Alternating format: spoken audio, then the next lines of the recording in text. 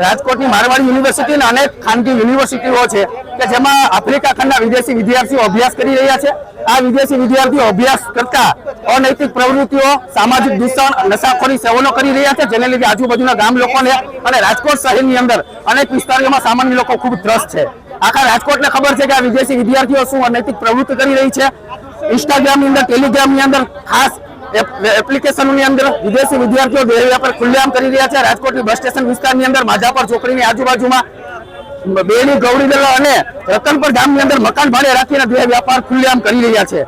જાણે આ ગામ લોકોની અંદર એટલો ત્રસ્ત છે કે જાણે રોડ ઉપર, હાઈવે પર રેલ લાઇટ એરિયા હોય એ રીતના વિદેશી વિદ્યાર્થીઓ રોડ ઉપર ઊભી છે। મોરબી અને રાજકોટના અનેક શોખીન કારખાનેદારો જ્યાં રાતે મોજ કરવા જાય છે, તો તેનું જવાબદાર કોણ? આ ગામના બેન દીકરીઓને શું દરરોજ આ અનૈતિક પ્રવૃત્તિઓ કરતા લોકો નશા કરી અને સામાન્ય લોકોને રંજાડી રહ્યા છે। અનેક વખત ગ્રામ પંચાયતના લોકોએ પોલીસને રજૂઆત કરી છે, પણ મારવાડી યુનિવર્સિટીના માલિક એ ખૂબ મોટી વગ ધરાવે છે, એને લીધે લશ્કર કાર્યવાહી નથી થતી।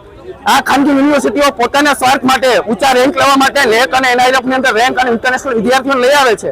આ વિદ્યાર્થીઓ અભ્યાસ કરતા અસામાજિક પ્રવૃત્તિઓ કરે છે। આ યુનિવર્સિટી અને દેખાદેખીની અંદર આપણી બેન દીકરી જો આ લોકોની કુસંગત કરશે તો સમાજની અંદર મોટો ચિંતાનો વિષય છે। આ લોકો ગાંજો, ડ્રગ્સ જેવા વ્યસનો કરે છે। અનેક વખત પોલીસે આ લોકોની ધરપકડ કરી છે, પરંતુ મારવાડીનું નામ બદનામ ન થાય તે માટે ગમે એમ કરી અને મામલો દબાવી દેવાની રફે દફે કરવામાં આવે છે। આજે અમે ગ્રામજનો સાથે પોલીસ કમિશનર રજૂઆત કરવાની છે। તાત્કાલિકપણે આ દૂષણ ગામમાં જે પગલા ભરવા એ ભરો, અન્યથા અમે ગામ લોકો સાથે આગામી દિવસોમાં ઉગ્ર આંદોલનને મંડાણ કરીશું। અને હું રતનપરમાં હાલ અમે સોસાયટીમાં રહી છીએ, ત્યાં મારવાડીના જે સ્ટુડન્ટો બહારના વિદેશના આવે છે એ લોકોનો અતિ બહુ ત્રાસ થઈ ગયો છે। પહેલા પણ અમે બહુ રજૂઆતો કરી છે। હવે એ લોકો રાત આખી નશો કરી અને રખડતા હોય છે, ભણવા આવે છે અને ત્યાં ભાડે મકાનમાં છોકરા છોકરીઓ સાથે રહેતા હોય છે, ટૂંકા કપડાં પહેરે છે। અમે ત્યાં રહેણાંકમાં રહી છીએ, ત્યાં લેડીઝ અમારા છોકરા, દીકરા દીકરીઓ અમારા રહેતા હોય તો એની સામે આ બધા આવી હરકતો કરે, બીજા ભેગા ગાડીઓમાં અને રિક્ષાઓમાં બેહીને જતા હોય છે। અમને ખબર છે શું લોકો ધંધા કરે છે અને શું એમનો વ્યવહાર છે, પણ અમારી સાથે ગેરવર્તન કરે છે અને અમે બોલી કે સમજતા નથી, એ અમારી ઉપર હાથ ઉપાડી લે છે, અમે તોય છતાં કાંઈ બોલી નથી શકતા।